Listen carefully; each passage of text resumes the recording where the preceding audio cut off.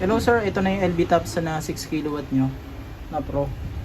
So ayan po, naka-configure na to sa Leodar battery. So ayan po yung percentage ng battery nyo, 51%. So tugmang-tugma po yun dito, 51%.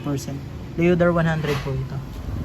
So ayan, check po natin kung may output yung first. Check po muna natin yung frequency.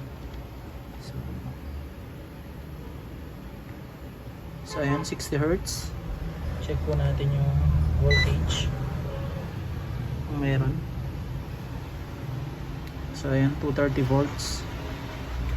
So ayan po.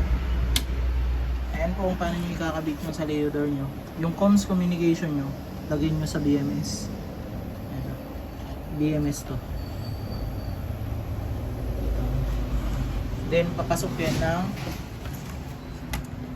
CAN. Ayan po, CAN. And then yung DIP switch nyo, nakababa lahat.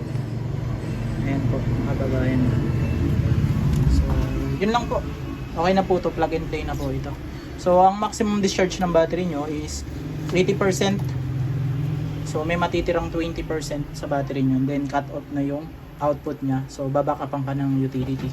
So ito is naka first is the utility, naka solar utility, SUV mode to.